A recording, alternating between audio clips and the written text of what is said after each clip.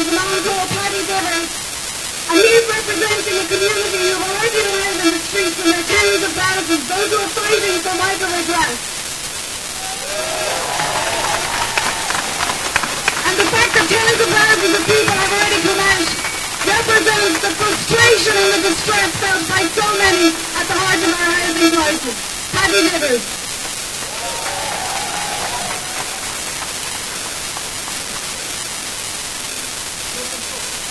This is a housing crisis in Dail.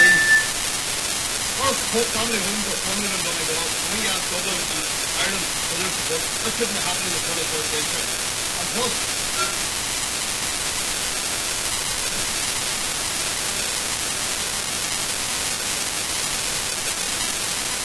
we're not getting enough media attention to enough. We asked for no use to give us more attention to it because it's a total amount of scandal for what's going on in Donegal. Shouldn't be happening. There's only pensioners, families, grannies, scared to live in their houses.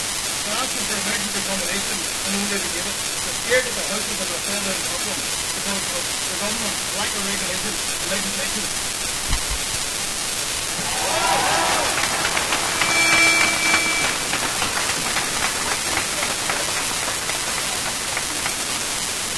Michael D. Higgins, we're asking you to come out. We're asking you to come out.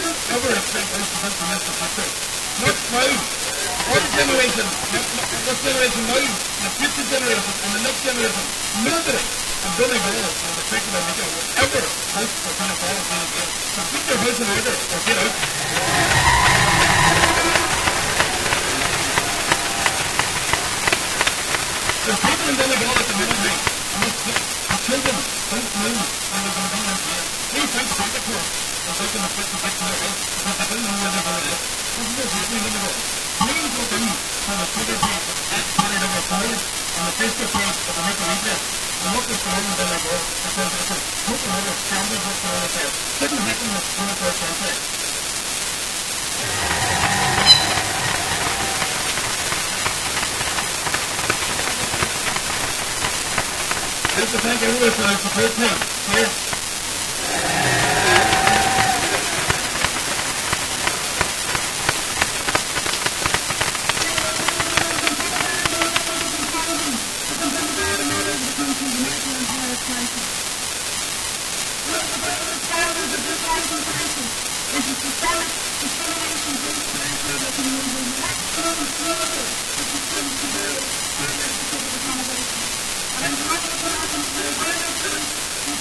And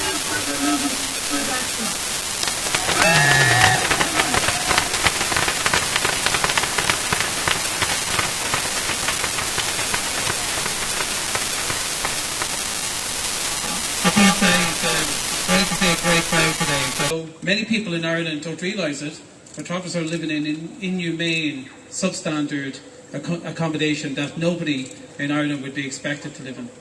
And I suppose in some ways there are conditions that we have to address, but we also have to address it in the context of the amazing other sectors of society, in terms of students, in terms of public housing, in terms of affordability, in terms of I suppose a home is not a commodity, but it's a home for life, and it's a home in which you live in. And for many of us, we've not had a home. So we are concerned about that. But we're also concerned that today 39% of travellers live in what can be called chronic, overcrowded conditions. You don't have access to basic services, water, electricity. Many families live in unofficial sites and account for 50% of the homeless figures. So when you're looking at that, you're kind of thinking, we're absolutely less than 1% of the total population in Ireland. And you have to say, why is that? Why is our community at the bottom? Why is it that they're the ones without water, sanitation, electricity? And why in a global pandemic where people are, when the global pandemic arrived, we see that the COVID-19 was spreading, but it also meant that conditions needed to improve. So that didn't materialise in terms of the provision of safe, adequate accommodation.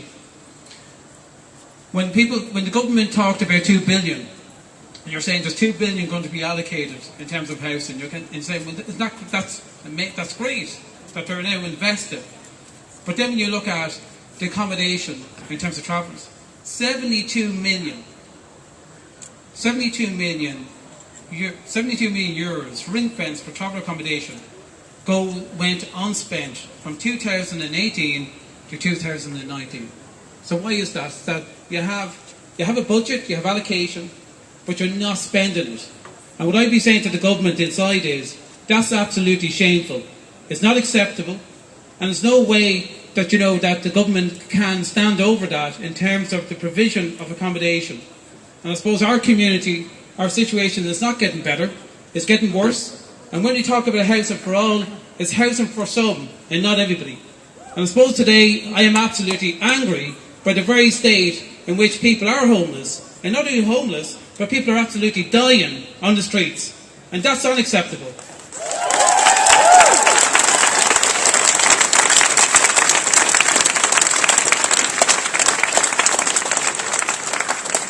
So what are we doing? What are we doing as, in terms of the accommodation? So we're not just complaining, we're not just outside moaning and marching and, shouting rhetoric. We're doing a lot. And what we've done is we have pushed for recommendations to be implemented. So we know what the solution is. And all we're saying to the government is implement the recommendations of the implement the recommendations from the expert report on accommodation.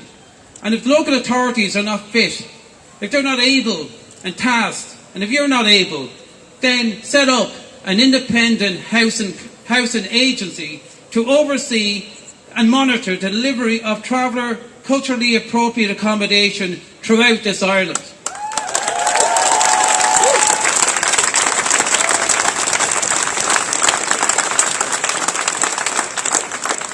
We also need to see Part 8 of the planning process, in which many local councillors object to. We want to see local councillors stop blocking the delivery of traveller accommodation, which is caused by discrimination and racism. And I think we have to call this out. It is institutionalised racism. Why is it that they are stopping the provision of traveller accommodation being built? It's absolutely unacceptable. And yet children are living in unhealthy conditions. And when we say unhealthy conditions, we're talking about children being hospitalised, becoming ill. We're talking about conditions that, you just would not find in one of the, richest countries in the world. It shouldn't be happening. So we also see the criminal trespass legislation. I'm coming to an end, but I just want to say that as a traveller, and I know in 2017 I stood outside Dail not too far from here, in fact, in terms of traveller recognition. And we spent 30 years campaigning for that. But, what we're also seeing is that we're not allowed to move as a nomadic ethnic group and have the freedom to move because we're restricted. And not only that, we're criminalised. So being on the road is in fact, can be seen as a criminal offence. And again, that is absolutely not acceptable. So we're calling for the Minister, Helen McEntee, to repeal the criminal trespass legislation and to ensure that is reviewed in the context of change, because that is absolutely important. So my final point is that we're in solidarity with everybody. And I know there was a Paddy from Donegal, and he was speaking. And I just want to say that the situation in Donegal and other parts of the country is shocking. So we have to kind of step together and do something. And I think it's just amazing to see so many students out there.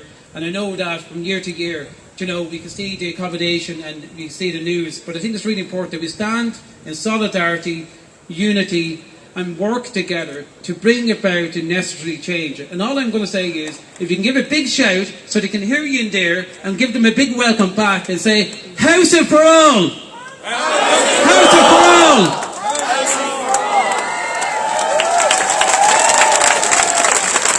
Homes for travellers! Homes for travellers! Homes for travellers! We stand with our brothers and sisters in the travelling community, and until our housing crisis ends, it doesn't end for any of us.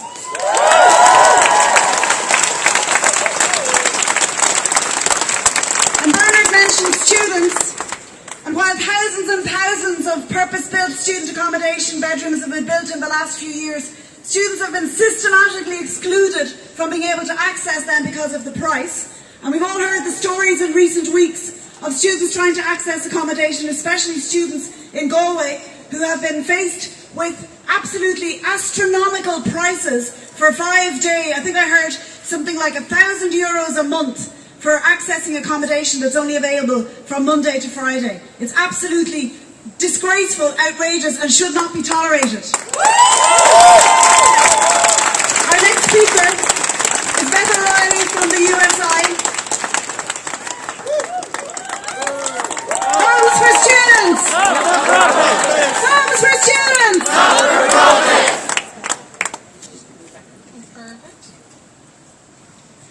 So the USI are here today because the housing crisis in Ireland has escalated to the point where this is not a place for young people. Our students are at the mercy of a government who doesn't care, landlords who want to squeeze every last penny from us, and vulture funds who look at the future of this country and see only the potential to make profit.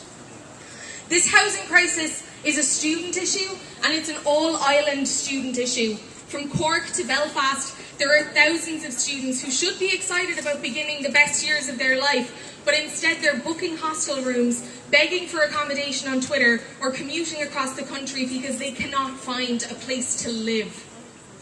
In Galway and Waterford, we have students in hotels. In Cork, there are students deferring their year because they just can't find affordable accommodation.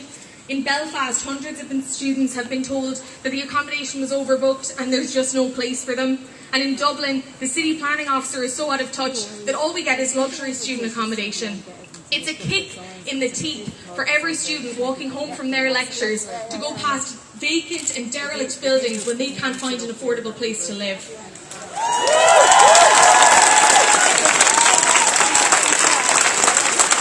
Education shouldn't be a privilege for those who can afford to pay for it. The Department of Higher Education loves to talk about access to education, but how is 14 grand a year in student living expenses accessible to anyone? How can you access education when you don't have a bed to go home to after a day of lectures? You can't separate access to accommodation from access to education, and we can't fight for education for all without fighting for homes for all.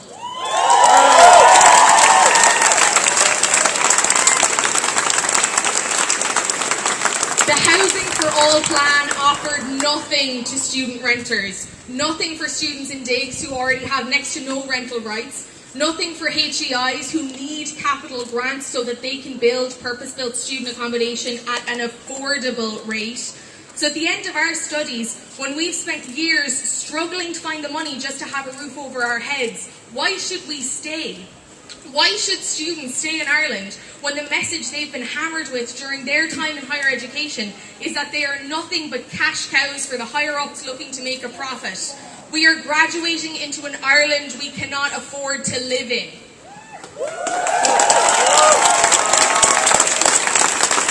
It shouldn't be radical to think that everyone has a right to a home. We shouldn't have to shout and scream about this issue year in and year out when all we're looking for is something as basic as a place to live. We shouldn't have to beg the government to solve issues that their policies caused. But until this government makes meaningful, systematic changes that ensure that our students can have a safe, affordable and accessible place to live, we're going to keep shouting and screaming, and we're not going to stop until we make this the Ireland students deserve. Thank you.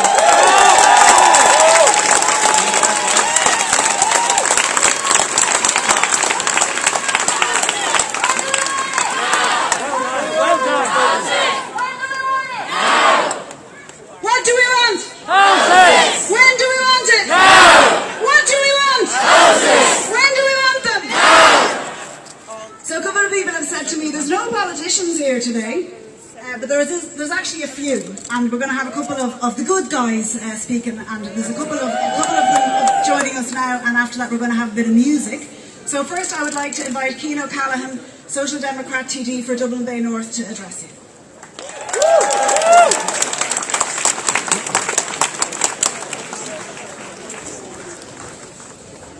Thanks, Tina.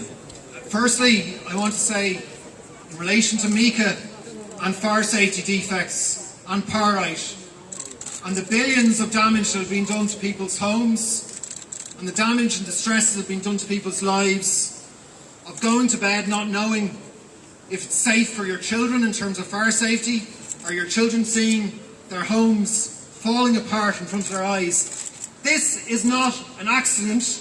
This is because the government and parties in there for years have sat by and known that they have a system of lapse, building control, a lack of independent inspection. They were warned for years this would happen. It has happened, and they failed to fix it.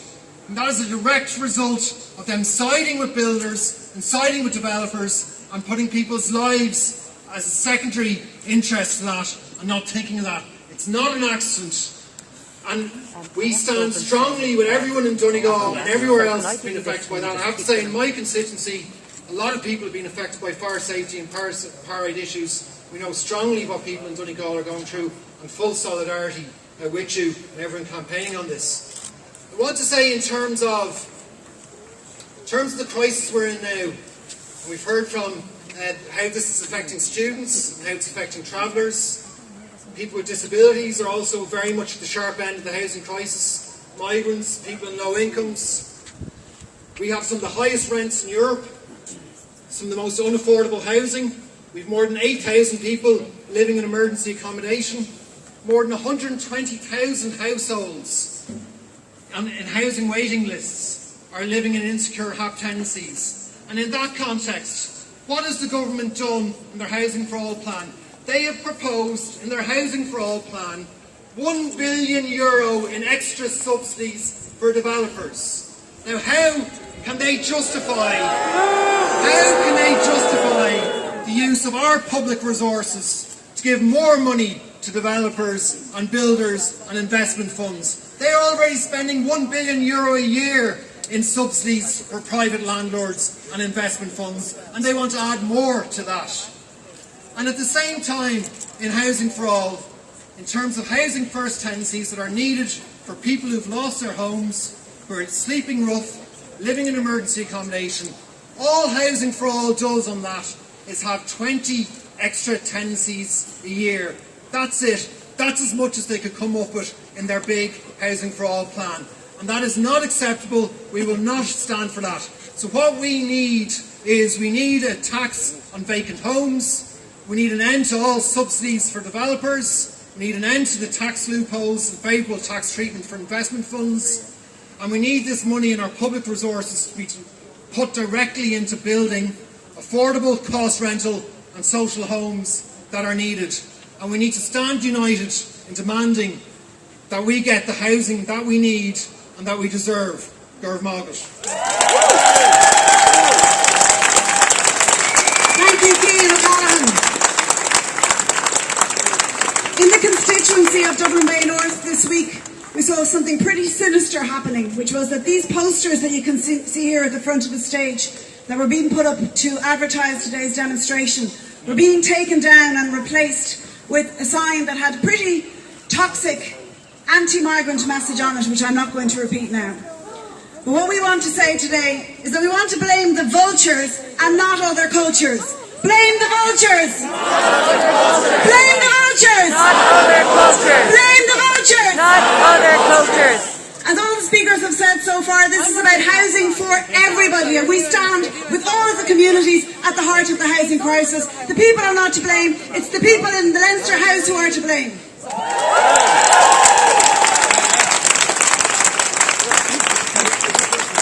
So another politician for you that I think you prefer to be known as an activist. Richard Boyd Barrett is certainly somebody who gives the people in the big house a good run for their money. Thanks, Tina. Look, it says it's kind of depressing, to be honest with you, to see such a brilliant demonstration of people out here who care about an issue that is affecting hundreds of thousands of people in this country, which is an urgent crisis, emergency. It's a priority for ordinary people, but because we have a government that is more interested in getting jobs for their mates and cronyism, day one of the Dail is dominated by Fianna Fáil and Fine Gael circling the wagons to protect a minister and protect his job, rather than deal with something that actually matters, like putting an affordable, secure roof over the heads of people in this country who desperately need it. And you see, that is the shame of it, because there is nothing more basic for anybody to live and exist and participate in our society than to have a secure, affordable roof over their head. And it is surely the most damning indictment that is possible of any government that we live in one of the wealthiest countries in the world, with economic growth rates which they boast about week in, week out, and yet hundreds of thousands of working people, of travelling people, of migrants, of students, or people in Donegal and Limerick and Mayo who sweated to put a roof over their head do not have a secure, affordable roof over their head. What a damning failure of the system. But what I really want to say, and Cian O'Callaghan has already alluded to it, none of this is a mistake. None of it is a mistake. It's not incompetence. It's not an accident. It's not that they got a few things wrong. It is a deliberate consequence of their priority of putting the interests of developers, of vulture funds, of profit-hungry bankers and builders ahead of the needs of ordinary people in this country. When the history books are written, when the true history of the last decade or so is told, what they did with NAMA, for example, will stand as one of the greatest heists, one of the greatest lootings of the resources of the people of this country in the history of this state. We once had in public control, just a decade ago, in state hands, the biggest property portfolio of any company in the world. That's what NAMA was. And we pleaded 10 years ago with them to use that property, those buildings, those assets to provide housing for the people who needed it. Because we had a housing crisis then. Instead, they flogged off 43 billion worth of property and land assets to the very vulture funds and developers and speculators who had caused the crash in 2008. It's a scandal beyond scandals. And that scandal, despite all the rhetoric of housing for all or rebuilding Ireland, continues. And to me it is just summed up by the fact, something I didn't know all the details of, although it's very apparent if you look around the skyline of this city. Look at all the hotels that are being built. Look at them. We have had massive amounts of hotels for profit being built. There's going to be another 25 hotels, nearly 5,000 bedrooms built in the next 3 years alone. That is a 50% increase in the number of hotels that were built in recent years. All of it built for profit. You know, when they say, oh, we don't have the building workers to build the houses for people, that's because they're all building hotels for international property investors. And then students who can't get affordable accommodation are having to pay €400 a week to stay in those hotels. It's a scandal. And then that infection of profit-driven development is now spreading into the college campuses. UCD building so-called student accommodation for €14,000 a year. That is absolutely shameful. In publicly funded universities, the universities and the colleges are getting in there on the act. They're copying the madness that has created the housing and rental crisis in wider society. And the government facilitates all of this every step of the way, giving them the planning permissions, giving them special fast tracks to get stuff built. And of course that explains the MICA stuff as well. These profit-hungry builders and developers were just let run riot. They removed all the regulations. It's not that they didn't have the regulations. We used to have regulations on building. They removed them in order that their developer and builder friends could make more money and build stuff that was guaranteed to fall apart. And God knows we probably have only seen the tip of the iceberg of some of the rubbish that was built in this city and cities across the country over recent years. So it hasn't stopped. And I'll just conclude by saying this. When they are addicted to protecting the interests of profit, people who are willing to make money from the housing misery of hundreds of thousands of people, the only people who can do anything about it are you people here.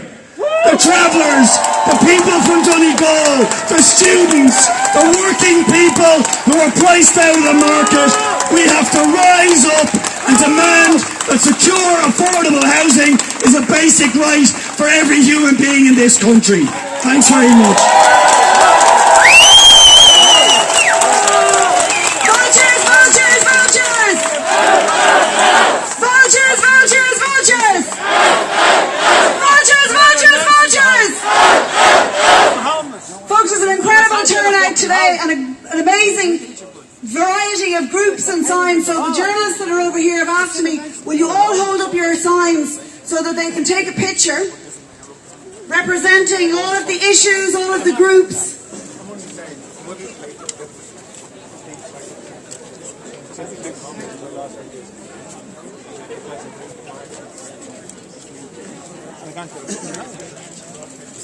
Raise them high like we're going to raise our voices over the coming period.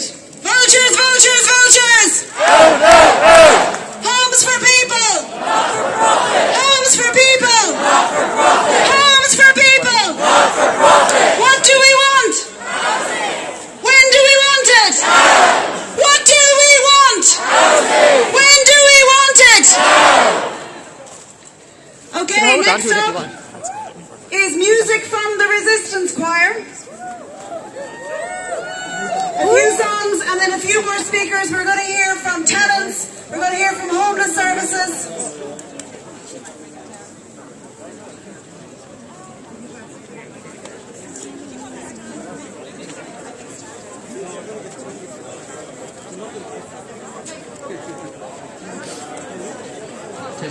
We're nearly part of the choir.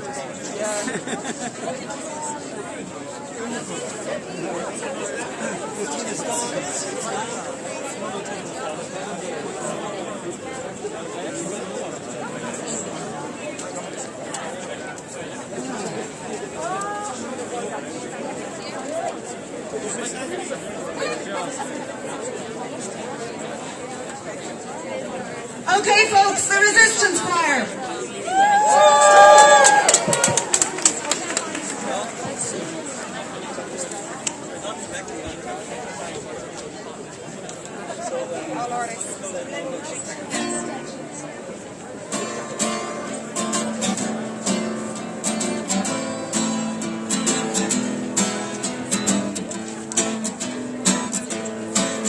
Gonna let no evictions turn me around, turn me around, turn me around. They're gonna let no evictions turn me around. Gonna keep on walking, keep on talking, marching till they build us a home.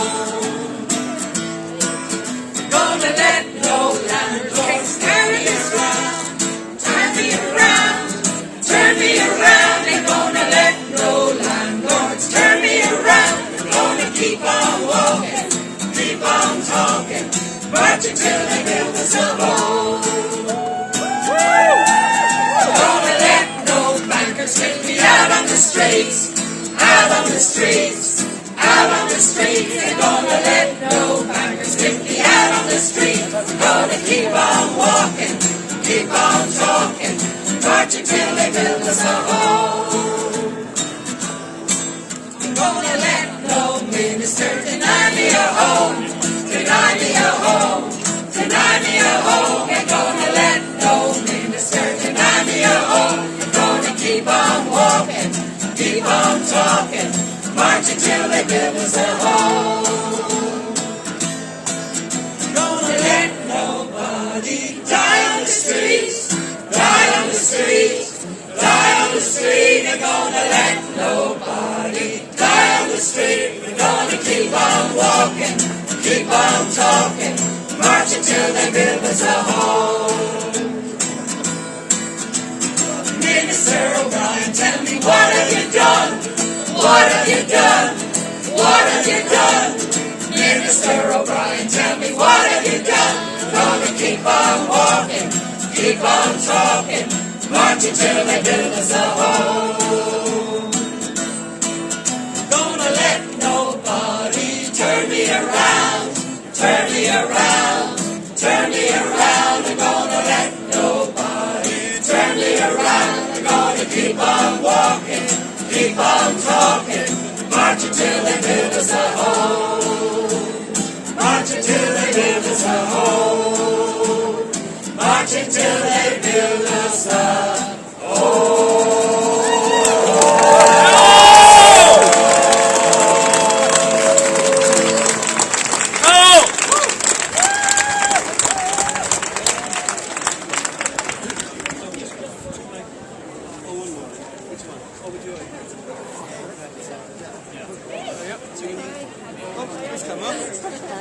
Living in the US today.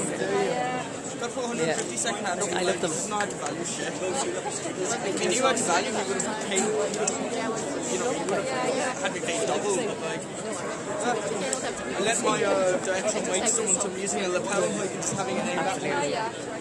So the resistance choir believes that music and song is a central element of protest, and they're always looking for new members in the choir. So if you want to sing and dance your way to the revolution, then join the resistance choir.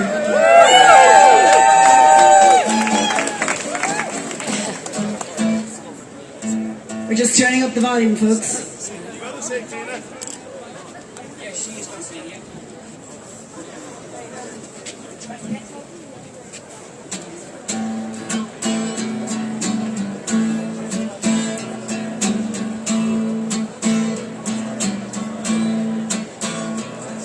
Sometimes I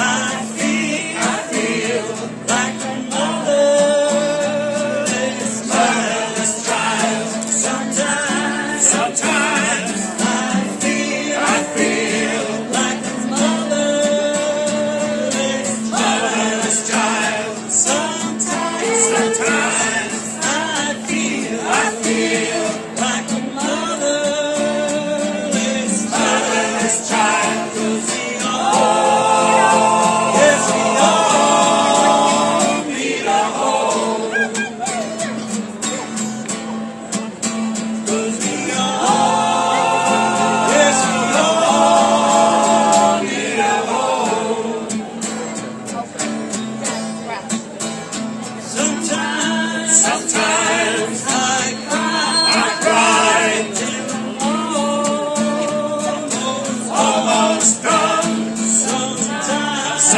Sometimes I cry till I'm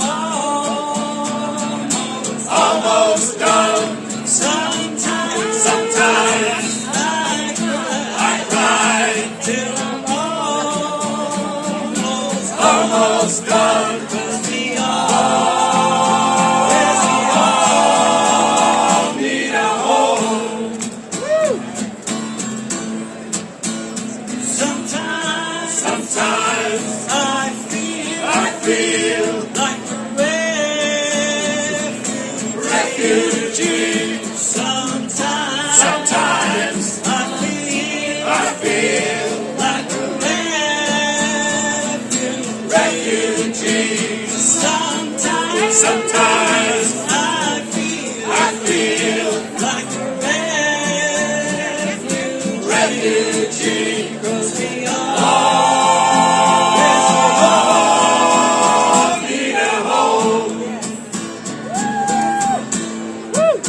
Tell me now, what's this government done? Tell me now, what's this government done? Tell me now, what's this government done? 'Cause we all need a home. Yes, we all need a home. So rise up, don't take anymore. Rise up, don't take anymore.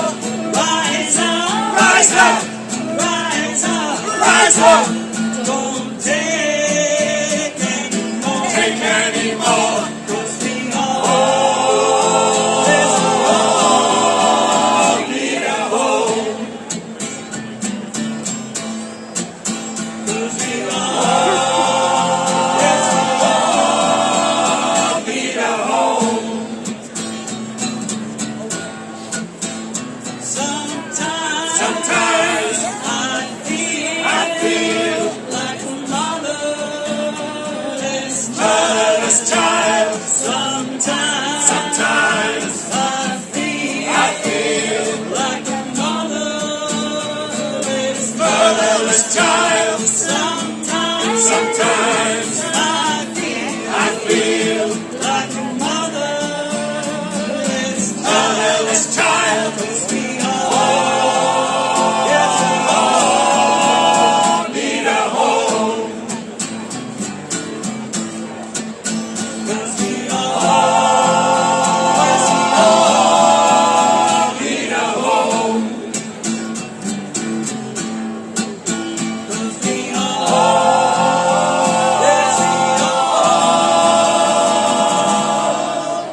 need a home.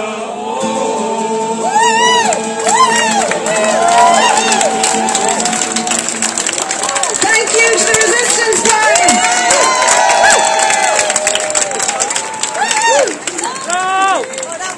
We all need a home. One of the greatest scandals and one of the biggest fights that we've had on Dublin City Council in the last number